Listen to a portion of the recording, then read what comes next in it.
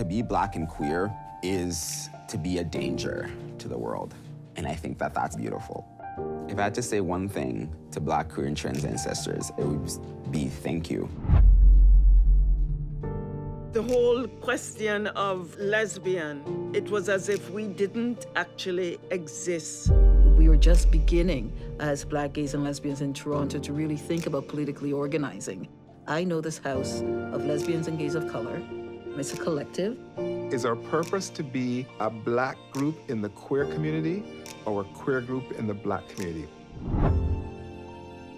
You don't need a mass to speak back against injustice. At that age, it's about finding place. Learn how to give a speech at a rally. Learn how to picket concrete survival skills about struggle. There was a notion of this sort of political piece, kind of activist piece, kind of marching and being visible piece. But there's always a dancing piece.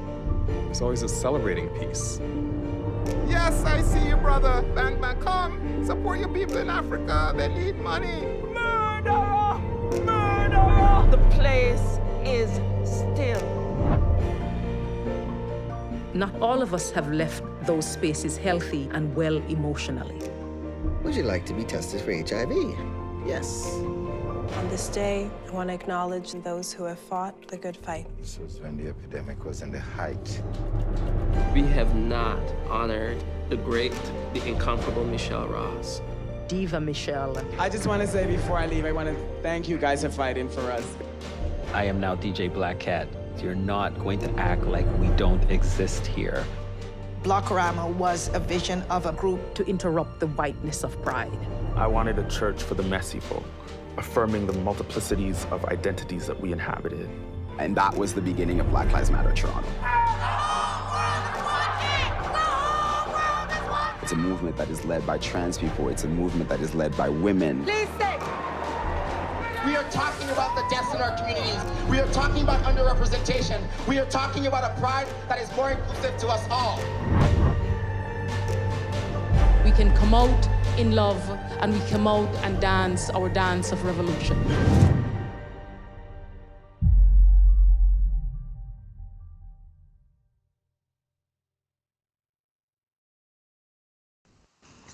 Hi everyone, my name is Tara Brown, guest programmer for BFI Flare. Thank you very much if you're watching us live. It's all happening a bit by the seat of our pants, but we just wanted to get as much film and as much good stuff on here as possible. And today, let me introduce Philip Pike. He's the director of Our Dance of Evolution. Please note there's also a slight lag and delay, but don't worry about it. And Philip, do you want to briefly describe the film for us before we get started? Sure, absolutely. Thank you. And thanks for inviting me to be part of this. I really appreciate it. And also thanks to BFI Flare for inviting the film to be part of the festival. So Our Dance of Revolution, 35 years, going back to the late 70s, early 80s, and looking at all the groups and the movements and the resistance and the community building. Awesome. And so how did the film come about at first? For most of my teenage years and my young adulthood, most of my circle of friends were of European descent. And there came a time in my early 30s where I felt a need to sort of connect to, I had already come out, but I felt a need to sort of connect to Black queer community. Yeah. And I joined the board of the Black Coalition for AIDS Prevention in the early 90s. And so a lot of the folks in the film are people, by the time I had come into community in 1993, these folks had already been at it for, 10, 12, 15 years. But a lot of the folks I either knew directly as friends or acquaintances or just fellow community members. So I directly sort of benefited. My life was altered by joining that community. And so, when it came time to think about making my next film, I just thought this was a wonderful story. It's a very powerful story, one that had not been told in any sort of comprehensive way. And so that was sort of the genesis of making the film. Awesome. And like you said, it's about all these activists and people working together. Did you find that if you were being part of it, you were able to get people's trust to actually get their story told on film? Yeah, I didn't really have any difficulty with that at all, because as I said, most everyone in the film, I either knew them or knew of them, and vice versa, they knew of me. A little bit less so for the younger generation. Those are folks that I was meeting for the first time.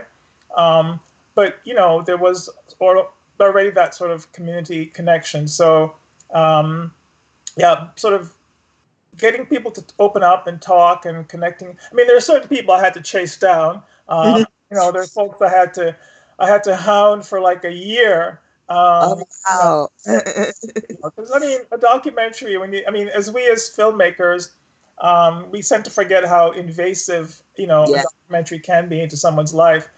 So there were folks I had to lean on them. But for the most part, connecting to folks and getting them to participate was not an issue. Okay. And how did you get in touch with the sort of younger people? Was it just through knowing friends of friends, or did you sort of go in there a bit cold? A little bit of both. So some, the younger generation, because I had been away from community for a little while, not sort of directly involved anymore. My mother was sort of coming towards the end of her life, and I was spending a lot of time with her, so I wasn't as directly involved. So it was through friends of friends. I did a lot of prep work. I interviewed probably close to about 65 to 70 people off camera as part of my research. So I cast my net wide, and as part of that was connecting with some of the younger generation who I didn't know about them, didn't know about their activist work, but knew others who did. So yeah. Wonderful. And then I think carry on from that, I think that's one of my favorite things about the film is that you are connecting two generations of Black queer activism in this city. Do you think those generations are connected in some way, or do you think it that they are more separate than you'd like it to be? That's a good question, actually. I think in the early so as we see in the film, a lot of activism in starting in the late 70s, in the 80s and 90s particularly, a lot of activism, because there was a lot of other stuff happening in the world, right? Feminism, gay liberation, black power, the civil rights movement, all of those, anti-apartheid, all of those sort of societal things bubbling up. I think what happened is, and I don't think that this is necessarily specific to Toronto, but in the early 2000s, and I would mark it specifically at around 2004 in Canada when we got marriage equality. Right. And I think what happened is, and this has been documented and talked about, it's not particularly new, but there was a kind of sense that at least middle class gays, that we had arrived, right? And yeah. we had arrived. We had received the golden chalice, which was marriage equality. You won. Yeah, and now we could just sort of run off and be happy and live happily ever after, right? And so I think that happened in Toronto. I think there was a definite lull in the activism. I mean, things were still happening, but I think there was a sense of, we can just go off now and be happy, and we can be individuals again, right? We don't need to be concerned ourselves with the messy work of community building, right? Right. And then 2014 came along, and the shooting in Missouri, and the birth of Black Lives Matter, right? And I think, again, specifically in the Toronto context, when Black Lives Matter Toronto, the Toronto chapter, came into being in November of 2014, I think that was a spark that then connected those earlier generations in the 80s and the 90s with a new generation, a younger generation, right? Because the BLMTO, I would say almost 100% of its leadership were queer or trans folks. Right. And a lot of the membership, not exclusively, but a lot of the membership were also queer and trans folks. And as they were out there demonstrating against the police brutality, a lot of the activists from the 70s, 80s, and 90s came out to support them, right? Like literally, they were in the tent city, cooking, making food, bringing supplies, taking turns. And so I think that was where the two generations now sort of began to come together again, right? And as I think it's, I'm just blanking on his name right now, but the professor in the film, he talks about the fact that Black Lives Matter, because of its activism, take us back to a place where we did think about community and we did engage in community building, right? So it sort of took us back past that stage of individualism and sort of the postmodernism back to that point. So I think to that extent, yeah, those, that was a point where the two generations began to sort of interact again and to return to that sort of community building that we'd seen, in the 70s, 80s, and 90s. Oh, wonderful. And yeah, and I like the idea that food's always part of it as well. We have to sort of serving food each other and saving each other. And I was thinking in terms of sort of Toronto, partly at the moment, but I guess a bit before the situation we're in now, what are the current challenges facing sort of Black queer Toronto communities?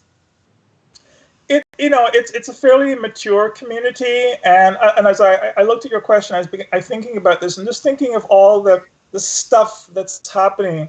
So the ballroom community here in Toronto is very strong and very big and very vibrant at the moment. And that, of course, is a place of safety for particularly Black queer youth, right? Yeah. I think also as a result of the film, there has been a sort of a renewed amount of sort of activism.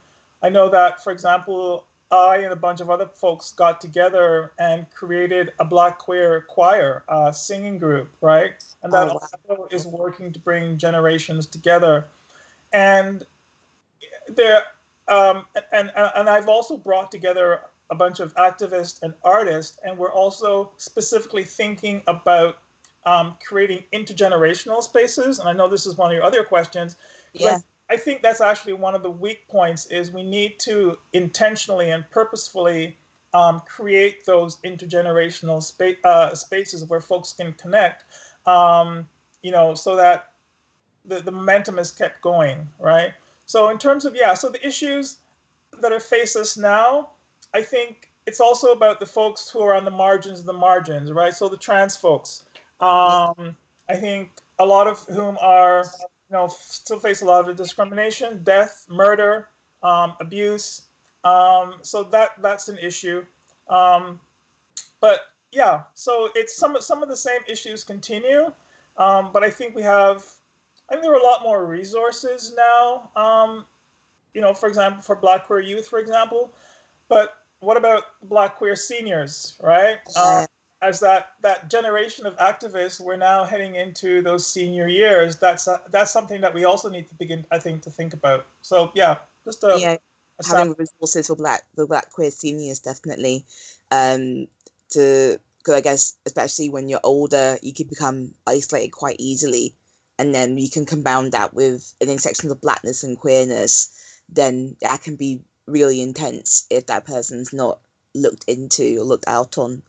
And do you think there's any sort of, can't think about Toronto Pacific things, because I guess in London, I would say things like gentrification, the way that house prices have sort of made life quite precarious to people, how many queer people make money, lots of project-based things, which has now become a really struggle for them. So I kind of see that as like a queer issue.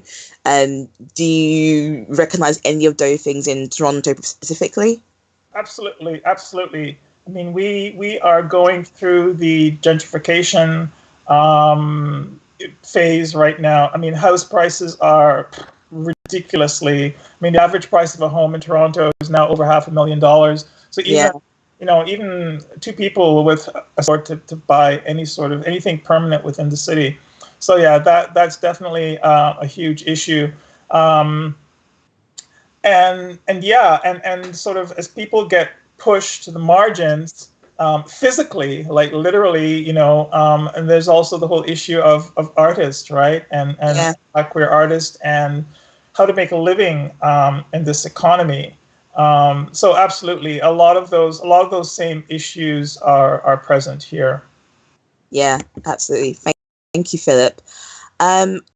So I was going to ask, I think you already touched on this, but I was going to say about the intergenerational activism in Toronto. So I guess when you said that people were coming to cook at the camps, was that the sort of most intergenerational stuff that's happened recently? Yeah, I mean, I think that that was a flashpoint. That was sort of a beginning of a new sort of coming together of those generations, because I mean they were physically put in the same place, because the older folks came out to support them, and so I think that has created a certain level of cohesion or solidarity within the community, which we didn't have prior to 2014, right? In that whole period from the end of the 90s up to 2014, right? So and as I said, when we were in production on the film back in 2017, I actually organized a huge intergenerational event, bits of which you'll see come up and are in the documentary. But basically what I did was, together with other activists, we brought together, about 150 people on a Sunday afternoon, stretched for about 8 hours. And we just talked about, it was an opportunity for an intergenerational dialogue for people to talk about the history of, what happened. There was singing, there was dancing, there was drag performances, there was all those things that make up our Black queer life, right? Yeah. It focused on telling our history and connecting those generations. So that's sort of something that I feel particularly passionate about. And so we're actually working on a second iteration of that, which was hopefully to happen in September of this year. We'll see how that plays out. Yeah. But again, continuing to kind of build on those intergenerational links. I mean, there are other places where it's happening. For example, we have a number of mentorship programs for Black queer youth where older folks from the community are linked up with Black queer youth. So there is some intergenerational work that continues to be done. I think there can be more of it. Yeah. Awesome. And you mentioned the food. I have to mention the foods as well. Like watching the people prepare green bananas made me feel so connected to sort of home. And we were just talking before the broadcast started about sort of where our families in the past have been from, different districts in Jamaica. So on a very greedy note, like what kind of food's being cooked in these events? What are you eating? I need to know. I mean, at that event that we had in 2017, it was all Caribbean food. As I said, the community, the Black queer community in Toronto, just by numbers, it tends to skew towards, folks who have their origins or heritage in the Caribbean. So, all the good things, bananas, plantains, jerk chicken, not to make your viewers salivate, but all the good things. And I must say too, I mean, we were fortunate in that there's also a significant community of queers from the continent of Africa. So there's also that dimension. And in one of your written questions, you asked about, groups that I would have liked to have included in the film. And in fact, just so your viewers know, we actually do have 4 extra scenes which are available on the website for streaming at no cost. And those 4 extra scenes cover some of the groups that unfortunately, we weren't able to include in the film just because of length. But I think of, GLAD, so Gays and Lesbians of African Descent, for example, is, they were very active between, I think, 2001 and 2010. And just, I mean, they had a soccer team, they had movie nights, they did workshops, just a really strong presence, as part of the Black queer presence in Toronto. That's really interesting. So, because with Glade, that actually covers that midpoint between getting the legalization of gay marriage and then Black Lives Matter. So it's like a really interesting in-between link. Do you think that group were sort of less political or more political than those other scenes on either side of them?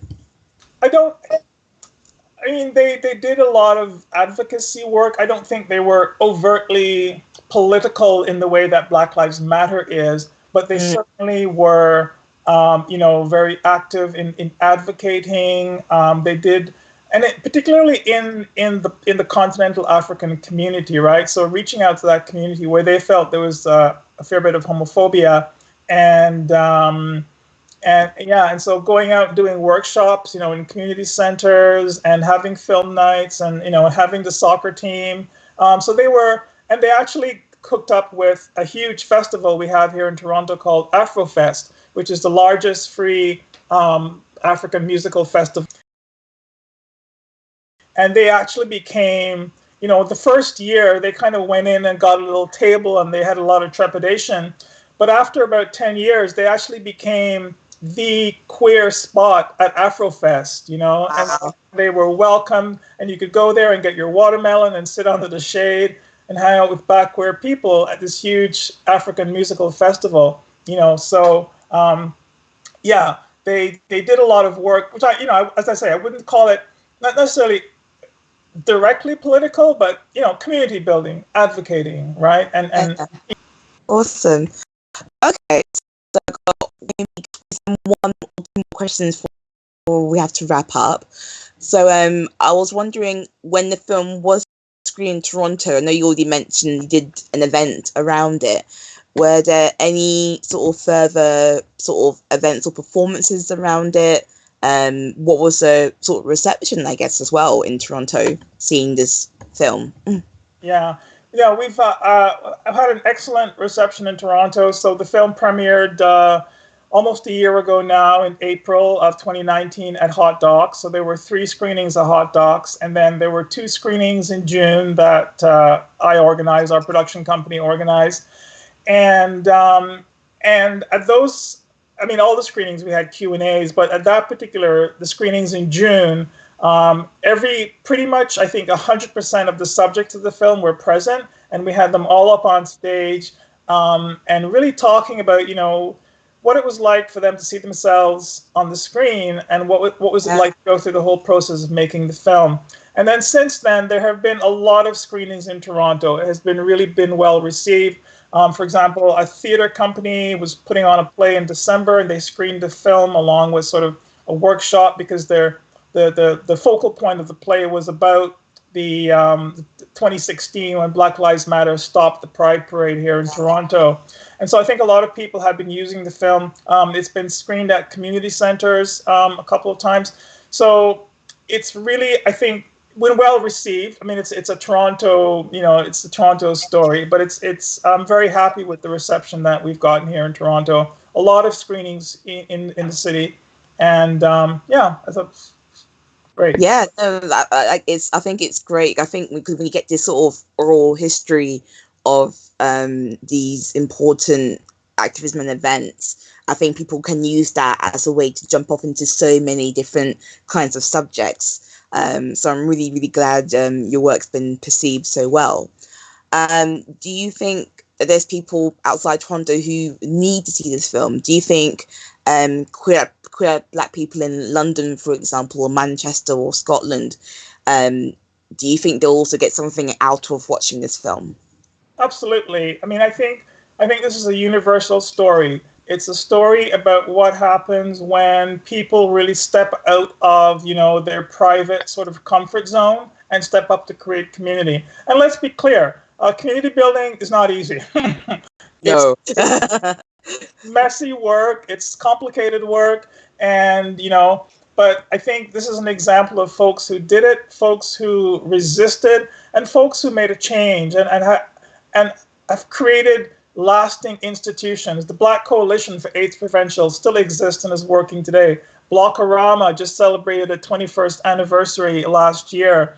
And I can go on and on and on. And so absolutely, I think this is a story which is, others, folks, people of color around the world in particular, and queer people of color around the world, I think can see and be inspired by this story of change and how to make change. I think just quickly, I think that we as activists, we take for granted, our ability to make change in the world. Because I remember speaking to someone who didn't come from an activist background, and we were talking about, climate change and all that, and he was so negative. And I thought, but when I stopped and I realized that unless you've had the experience of making change, you do really feel disempowered. You do really feel that things are happening around you that you don't have any control over.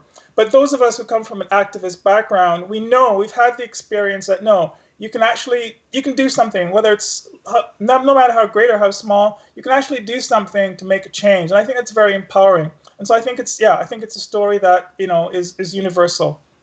Yeah, thank you, Philip. That's the best way to promote this film.